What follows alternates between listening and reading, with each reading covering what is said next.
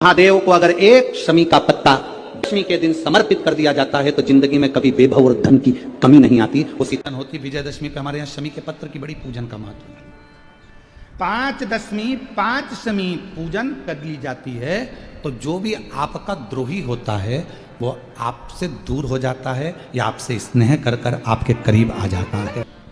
5 कोई सी भी दशमी पर शमी के वृक्ष के नीचे जाइए, घी का दीपक लगाइए, शुद्ध जल तांबे के पात्र में लेकर जाकर अर्पित करिए।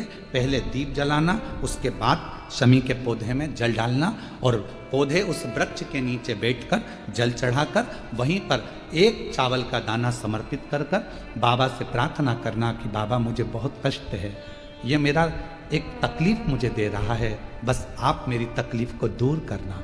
शिव की ऐसी कृपा होगी। कोई सी भी 5 दशमी आप चुन लीजिए, परंतु वो दशमी अमावस्या के पहले वाली नहीं होना चाहिए, वो पूर्णिमा के पहले वाली दशमी। ऐसी गाय का घृत थोड़ा सा हाथ में लगाकर, भले 1 चम्मच ना हो, 1 कटोरी ना हो, आधी चम्मच भी ना हो तो 2 आधी चम्मच ना हो तो 2 बूंद ना हो तो 1। अगर मेरा भोलेनाथ तुम्हारी नहीं सुन रहा है तो 1 लोटा जल, 1 दुर्वा और 1 बेलपत्र, ये 3 चीजें लेकर जाओ। जल जब चढ़ाओ तो पहले गणेश जी का स्थान, फिर तटी भाग, फिर शिवलिंग। समझ में आ गया? गणेश जी का स्थान, कटी भाग, जलाधारी, फिर शिवलिंग। दुर्वा गणेश जी के स्थान पर समर्पित कर दो और बेलपत्री अशोक सुंदरी वाली जगह पर समर्पित कर दो। ये 3 चीजें अगर आप 2 हफ्ते में, 1 महीने में अगर एक बार भी अगर करते हो तो देवादिदेव महादेव आपकी मन की कामना पूर्ण जरूर करते हैं। ये निश्चित। मास दशमी तिथि को जो दीप दान करता है उसके घर में कभी संपदा की कमी नहीं आती है।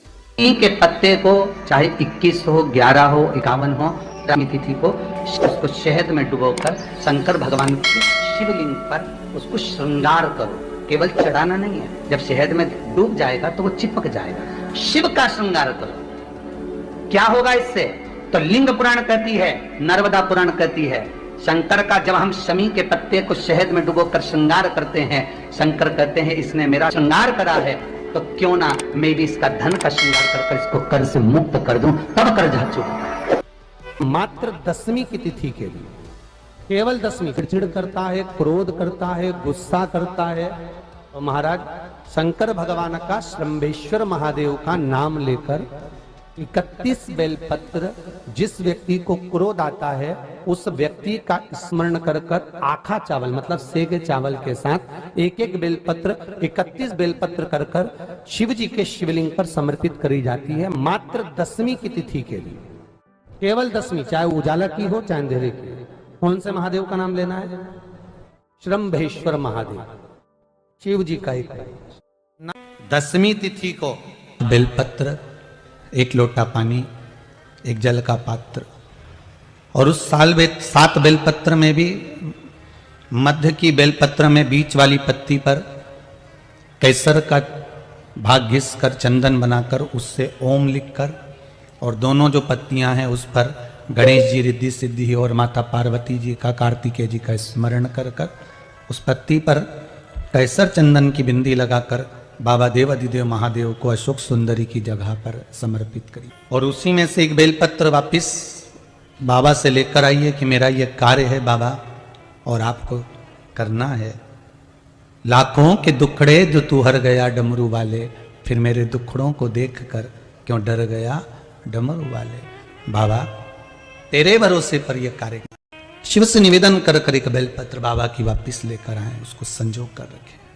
1 लोटा जल, 1 जल का पात्र लीजिए, उस जल के पात्र को लेकर उसमें थोड़ा सा लाल चंदन डालकर बेलपत्री के वृक्ष के नीचे और देवादिदेव महादेव को चढ़ाना प्रारंभ कर दीजिए।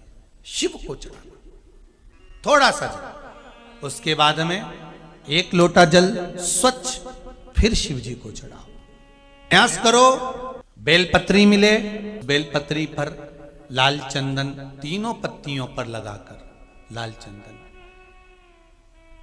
बेलपत्री के वृक्ष के नीचे समर्पित कर कर उसी बेलपत्री के वृक्ष के नीचे का बेलपत्र वापिस लेकर श्री शिवाय नमस्तुभ्यम बोलकर आपकी कामना कहकर भगवान शिव पर अघोरेश्वर महादेव का नाम लेकर आप चढ़ाना प्रारंभ करिए। बाबा आपका कार्य 3 महीने के अंदर पूर्ण कर देगा, सफलता देगा। शिव जी का एक नाम है अघोर। 10वीं तिथि को जो तुलसी की डंडी को घी में भिगोकर अपनी कामना कर कर भगवान के सामने दिए में रखकर जला देता है, दिए की तरह उससे आरती उतार देता है, कहते हैं उसका जन्म दूसरी बार पृथ्वी पर नहीं होता, वो भगवान के गोलोक धाम में जिंदगी भर के लिए विराजमान हो जाता है। जिंदगी भर के को हम जो जल चढ़ाते हैं उसका एक तरीका भी हमारी जिंदगी में अगर हमने उसको स्मरण में रख लिया तो हमारी कार्य की सिद्धता को सिद्ध कर देता। सीधे जल चढ़ाना, दक्षिण में बैठकर उत्तर की ओर मुख कर कर जल चढ़ाना, अशोक सुंदरी से लेकर शिवलिंग तक जल चढ़ाना, 5 स्थान पर गणेश, कार्तिकेय, अशोक सुंदरी, जलाधारी, शिवलिंग पर जल चढ़ाना 5 स्थान, और 5वां जल समर्पित करना। 5वां शिव जी को 5 नंबर का जो जल आता है, जो जलाधारी है, ऊपर जिसमें पानी भरा रहता है और नीचे एक एक बूंद टपकता रहता है, जलाधारी में जल समर्पित कर कर उसी जल को बचाकर अशोक सुंदरी वाली जगह पर थोड़ा सा चढ़ाकर उसी में से जल शिवलिंग पर जब हम समर्पित करते हैं तो हम जिस कार्य के लिए जा रहे हैं वो कार्य सफल होता ही है। 2 माता ऐसी है, 2 जगत जननी ऐसी है कि दुनिया का कोई भी व्यक्ति कितना भी टोना कर दे, चाहे दुनिया का कोई भी व्यक्ति कितनी भी विद्या कर दे, चाहे दुनिया का कोई भी तांत्रिक कोई विद्या करने वाला तुम्हारे ऊपर कितनी भी विद्या कर दे, 2 देवी ऐसी है जो उस टोना को, उस विद्या को पलट देती है। 2 देवी ऐसी हैं जो कोई अपने ऊपर अगर विद्या कर रहा है और वो 2 देवी का स्मरण कर लिया जाए, उन 2 देवी का नाम लेकर मात्र शंकर के शिवलिंग के सामने जो अशोक सुंदरी वाली जगह होती है वहां पर अगर इन 2 देवियों का नाम लेकर अगर जल चढ़ा दिया जाए तो किसी ने अगर विद्या करी भी होती है तो पलट जाती है। कोई कितना भी बड़ा तुम्हारे लिए तंत्र मंत्र कर रहा हो वो तुरंत पलट जाता है, एक क्षण नहीं लगता और उनका नाम लेने से ही पलट जाता है। 2 देवियां, एक प्रत्यग्रा माता, एक है प्रत्यग्री माता और दूसरी है दंतेश्वरी माता, जिसका काली पुराण में विशेष वर्णन लिखा। और दंतेश्वरी माता का स्मरण यहां तक अथर्व वेद में भी वर्णित किया गया प्रत्यग्री माता का। काली पुराण में तो है, देवी भागवत में भी है। ये जो 2 देवियां हैं, एक प्रत्यग्री माता और दूसरी जम के बोलो दंतेश्वरी माता। ये 2 माता ऐसी हैं, अगर भगवान शंकर का ये शिवलिंग है, ये जलाधारी है, माता पार्वती जी का हस्तकमल, और यहां सामने एक मोटी सी लाइन होती है अशोक सुंदरी का स्थान, इधर गणेश जी, इधर कार्तिकेय जी। जब हम दक्षिण में खड़े होकर, उत्तर में मुख कर कर यहां खड़े होकर जब हम शिवलिंग पर जल चढ़ाते हैं और अपने जल के पात्र को थोड़ा सा आगे बढ़ाकर हम इस स्थान पर, अशोक सुंदरी के स्थान पर, इस यहां खड़े होकर जल चढ़ाते समय इस स्थान पर अपने पानी के लोटे को आगे बढ़ाते हैं और जल को यहां गिराते हैं। प्रत्यग्री माता का नाम लेकर या मां दंतेश्वरी का नाम लेकर जब हम चढ़ाते हैं, आज दिन भर में अगर कोई ने भी हमारे ऊपर विद्या करी होती है वो 2 मिनट के अंदर वो कटकर गिर जाती है और कोई असर नहीं हो पाता। 2 मां, एक मां दंतेश्वरी, एक मां सुंदर लिखा है 10वीं तिथि को जो तुलसी की डंडी को घी में भिगोकर अपनी कामना कर कर भगवान के सामने दिए में रखकर जला देता है, दिए की तरह उससे आरती उतार देता है, कहते हैं उसका जन्म दूसरी बार पृथ्वी पर नहीं होता, वो भगवान के गोलोक धाम में जिंदगी भर के लिए विराजमान हो जाता है। जिंदगी भर के दीप की प्राप्ति।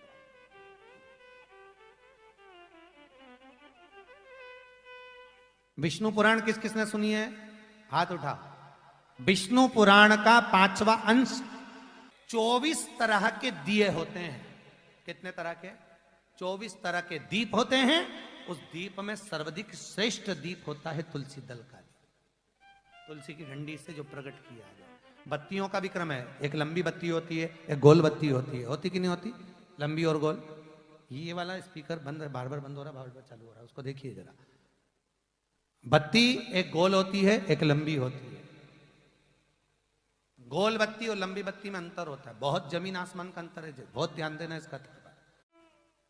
गोल बत्ती किस किस देवी देवता पे लगती है और लंबी बत्ती किस किस देवी देवता पे लगती है, तो स्कंद पुराण और विष्णु पुराण दोनों कहती है जो लंबी बत्ती होती है वो पितरों की जगह पर, पूर्वजों की जगह पर, पूर्वजों की जगह पर, बड़ के पेड़ के नीचे, पीपल के पेड़ के नीचे लंबी बत्ती का प्रमाण है। किसी देवी के स्थान पर, जो देवी की पूजन करते हैं, जगदम्बा की पूजन करते हो, पार्वती की करते हो, लक्ष्मी की करते हो, कुल देवी का स्मरण करते हो, लंबी बत्ती का प्रमाण। और जो गोल बत्ती होती है वो गोल बत्ती का प्रमाण किसी हनुमान मंदिर, राम मंदिर, शिव मंदिर, जितने देवताओं के मंदिर है वहां पर गोल बत्ती का प्रमाण। लंबी बत्ती देवी के स्थान पर इसलिए जलाई जाती है क्योंकि देवी वंश की और लक्ष्मी की वृद्धि करती है। तो लक्ष्मी और वंश बड़ा होना चाहिए, लंबा होना चाहिए। और देवता के सामने गोल बत्ती इसलिए लगाई जाती है कि हमारा मन, ये चित्त, ये वृत्ति आपके चरणों में टिकी रहे और एक दिन हम भी वैकुंठ का वास करें, इसलिए गोल बत्ती लगाई जाती है। एक सहस्त्र बत्ती होती है, करें दर्शन कभी? यहाँ पे माताएं बैठ बैठ के बनाती रहती है 100 बत्ती, 108 बत्ती, 108 बत्ती बनाकर भगवान के सामने। उसका क्या प्रमाण है? कौन से पुराण में लिखा है कि 108 और सहस्त्रावली बत्ती लगाई जाए? तो स्कंद पुराण में कार्तिक खंड के अंदर स्पष्ट किया गया, सहस्त्रावली बत्ती, 108 लंबी बत्तियों का जो प्रमाण है वो कहते हैं कि जिस व्यक्ति ने किसी तीर्थ को ना करा हो, पूरे तीर्थ नहीं गए हो, सारे तीर्थों का स्नान नहीं करा हो, किसी तीर्थ में दर्शन करने से वंचित रह गए हो, तो 108 बत्ती की एक बत्ती बनाकर किसी नारायण के मंदिर में, शिव मंदिर में, देवी के मंदिर नहीं, केवल देवता के मंदिर में अगर उसको घी में भिगोकर प्रज्वलित कर दिया जाता है तो सारे तीर्थों के दर्शन का फल उस जीव को प्राप्त हो जाता है। उसको सहस्त्रावली बत्ती,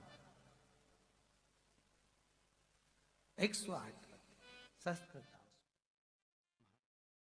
जो शिव का स्मरण करेगा, जो लक्ष्मी का पूजन करेगा, उसके घर में नारायण लक्ष्मी दोनों प्रवेश करेंगे, उनका उद्धार करेंगे। करें आपके जीवन में, यदि आपको ऐसा लगता है कि हमारे बहुत तप करने पर, भजन करने पर, व्रत करने पर, साधना करने पर, उपास करने पर भी हमें कहीं ना कहीं तकलीफ का सामना करना पड़ रहा है, तो निवेदन है एक चावल का दाना शिव को चढ़ाने का, या एक पुष्प की पंखड़ी, और बन सके आपकी जिंदगी में अगर आप बना सकते हो और कर सकते हो तो मालूम पड़े, अगर एक चावल का दाना नहीं चढ़ा सकते, जल नहीं चढ़ा सकते, तो एक शमी का पत्र भी अगर आप शिव को समर्पित कर रहे हो तो शिव उसको स्वीकार करो। प्रयास करा, कोई एकांत में शिवलिंग हो, अपने घर से 2 लोटा जल भरकर ले गए। जब घर से लोटा भरकर जल लेकर जाओ तो घड़े पर घड़ा रखो, अर्थात जैसे एक घड़ा है उस घड़े पर दूसरा, मतलब एक लोटे पर दूसरा लोटा भरकर लेकर जाना। 5 दुर्वा, 5 बेलपत्र, 5 चावल के दाने, 5 कनेर के पुष्प, जो एकांत में शिवलिंग होता है वहां लेकर जाना चाहिए। पहले बाबा को, जो तुमने 2 कलश जल लिया है, उस 2 कलश को, 2 लोटे को एक के ऊपर एक रखकर, अपना हाथ रखकर बाबा को अपने मन की कामना कर कर कि बाबा मेरे ये गर्भाशय में, मेरी बच्चादानी में या मेरे शरीर में गांठ पड़ गई है, बाबा इसको समाप्त कर दो। विनय कर कर, निवेदन कर कर कुंदकेश्वर महादेव का नाम लेकर एकांतेश्वर महादेव पर दोनों जल की धार एक साथ चढ़ा और बाद में जो दुर्वा लेकर गए हो 5 वो शिव जी को समर्पित करें, बेलपत्र भगवान शंकर को समर्पित करें, कनेर के पुष्प शिव जी को समर्पित करें। मन की कामना कर कर कनेर के पुष्प को शिवलिंग के से उठाकर मां जगतजननी जगदम्बा अंबा का जो स्थान है, ये शिवलिंग शंकर जी का स्थान है। ये जो गोल जलाधारी होती है ये मां पार्वती जी का स्थान है। जो कनेर का पुष्प शिव जी के ऊपर चढ़ाया है उसको उठाकर 5 पुष्प को जगतजननी जगदम्बा के चारों तरफ रख दीजिए। दुर्वा को उतारकर अशोक सुंदरी वाली जगह पर रख दीजिए और बेलपत्र को अपनी हथेली में रखकर शिव जी से प्रार्थना करो कि मेरे गर्भाशय में या मेरे शरीर में यहाँ गांठ है, बाबा इसे गला लो। विनती कर कर दुर्वा को उठा लो, चावल के दाने वहीं चढ़ा के रख दो शिवलिंग के ऊपर और दुर्वा बेलपत्र लेकर घर आ जाओ। 5 दिन तक सुबह एक दुर्वा, शाम के समय बेलपत्र प्रदोष काल में चबा चबा कर खाना प्रारंभ करो। 5 दिन के बाद 15 दिन इंतजार कर कर वापिस जांच कराओ, धीरे धीरे गठान गलना प्रारंभ हो जाए। गांठ गलेगी, डॉक्टर का इलाज साथ में चलने दो, जांचें चलने दो, जो इलाज चल रहा है उसको चलने दो। पर अगर कहीं किसी नारी को गर्भाशय में, बच्चादानी में अगर कोई खराबी हो जाती है या गर्भाशय में हो जाती है या कहीं गांठ पड़ जाती है तो वो शिव की आराधना करे। साधना आपके जीवन में ऐसा लगने लगे कि हाँ बहुत कष्ट है, कर्जा भी बढ़ गया, तकलीफें भी बढ़ गई, बहुत दुख भी बढ़ रहा है, कहीं परिवार सही नहीं चल रहा है, तो प्रयास करते रहा करो। हफ्ते में एक बार 1 चावल का दाना जल के पात्र में डाल लिया, 1 काली मिर्च जल के पात्र में डाल ली और उस जल को ले गए, थोड़ा सा चंदन का छींटा डाल दिया, ले जाकर शिव जी को समर्पित कर दिया। शंकर को जल चढ़ाने के लिए 5 स्थान हैं जहाँ शिव को जल चढ़ाया जाता है और शंकर उस जल को स्वीकार करते हैं, जिसको पंचगंगा कहा गया। 5 स्थान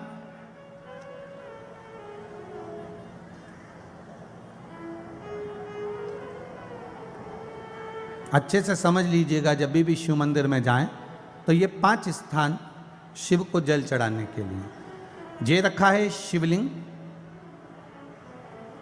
गोल जलाधारी, ये चरण जहाँ से पानी नीचे की ओर जाता है। शंकर भगवान के 13 बच्चे हैं, 13 की 13 बच्चे शिव जी का संपूर्ण परिवार, 33 कोटि देवता, 64 योगनियाँ, सब शिवलिंग के आसपास में। आप शंकर जी के मंदिर में जाकर ये कभी ना विचार करना कि पार्वती जी को ढूंढना पड़ेगा या गणेश जी को ढूंढना पड़ेगा या कार्तिकेय जी को ढूंढना पड़ेगा या भैरव को ढूंढना पड़ेगा। हमें शंकर के मंदिर में जाकर किसी देवता को ढूंढने की जरूरत नहीं है। जहां शंकर भगवान का शिवलिंग रखा हुआ है वो माता जी का हस्तकमल है, माता पार्वती जी का स्थान है। जहां शिवलिंग रखा है वो शंकर भगवान है। जहां जलाधारी है उस जलाधारी के पास में जहां पानी बहता है बीच में अशोक सुंदरी का स्थान है। जहां से पानी बह रहा है उसका राइट भाग वहां गणेश जी का स्थान है, लेफ्ट भाग कार्तिकेय जी का स्थान है। शंकर भगवान के ऊपर जो जल गिर रहा है वो शंकर भगवान की 5 लड़कियां जया, विषहरा, शामली बारी, दौतली, देव, ये शंकर जी की 5 बेटियां ऊपर हैं। जहां से पानी बहकर उस निकासी से, जहां नाली बनी रहती है, पानी जहां से निकलकर बाहर मंदिर के जा रहा है वो 33 कोटि देवताओं का स्थान है। इसलिए सारे मंदिरों की परिक्रमा हो सकती है पर शंकर जी के मंदिर की परिक्रमा नहीं करते, क्योंकि वो जल जो जा रहा है वो 33 कोटि देवताओं का स्थान है, उसको हम लांघ नहीं सकते। वो स्थान जल चढ़ाते समय आप इसका स्मरण रखें। पानी का जब पात्र लेकर जाते हैं मंदिर के अंदर, सबसे पहले शिव जी का जो जलाधारी है उसमें राइट भाग पर अपनी मनोकामना कर कर जल चढ़ाएं, फिर लेफ्ट भाग में चढ़ाएं रोग मुक्ति के लिए। अशोक सुंदरी की जगह पर चढ़ाएं, ये 3रा स्थान। 4था स्थान माता पार्वती जी का जो कटी भाग है जहाँ पर शिवलिंग रखा हुआ है उस भाग पर जल चढ़ाएं, 4था भाग। 5वां भाग शंकर जी के ऊपर चढ़ाएं। ये 5 जगह पर जल क्रमवाइज चढ़ाएं। आप लोग जाते हो डायरेक्ट जाकर शंकर जी पे जल उंडेल कर आ जाते हो, सीधे गए और शिव जी पे जाकर आपने जल चढ़ा दिया। हमारे यहाँ शास्त्र कहता है जैसे अपन देवताओं की पूजन करते हैं तो पंडित जी सबसे पहले पूजन किसकी कराते हैं? जम के बोलो जरा, गणेश जी की। गणेश जी के बाद पूजन कराते कराते कराते कराते कराते कराते आगे के सारे देवता कराते कराते कराते कराते फिर जन पर पहुंचते हैं। आप डायरेक्ट मूल पूजन कराते कराते कराते कराते कराते कराते आगे के सारे देवता कराते कराते कराते कराते फिर मूल पूजन पर पहुंचते हैं। आप डायरेक्ट मूल पूजन पे पहुंच जाते हो। और सरल भाषा में समझ लो, जितनी सरल भाषा में समझोगे ना उतना अपने जीवन में उतर जाएगा। इस छत के ऊपर आपको चढ़ना है, निशानी रखी है,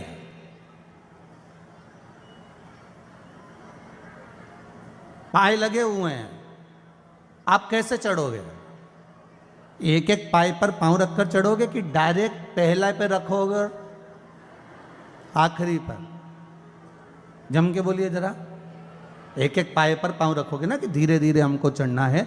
उसी तरह शिव मंदिर में पहुंचने के बाद पहला गणेश स्थान, कार्तिकेय स्थान, अशोक सुंदरी का स्थान। अशोक सुंदरी के स्थान पर जल क्यों चढ़ाया जाता है? क्योंकि भगवान शंकर की सबसे छोटी लड़की जो है वो अशोक सुंदरी है। और ये जो छोटी लड़की है अशोक सुंदरी, ये नारी को अखंड सौभाग्यता का वर प्रदान करती है। कौन सी नारी को? किस नारी को अखंड सौभाग्यता देती है? तो महाराज शास्त्र कहता है जिस नारी के भाग्य में लिखा होता है कि इसको वैधव्य होना है, इसके पति को समाप्त होना है, अगर वो नारी अशोक सुंदरी वाली जगह पर जल चढ़ा देती है तो पति पर अगर काल भी मंडरा रहा होता है तो मां अशोक सुंदरी महाकाल से कहकर काल को टाल देती है। वो अशोक सुंदरी का स्थान, वो माता अशोक सुंदरी का स्थान।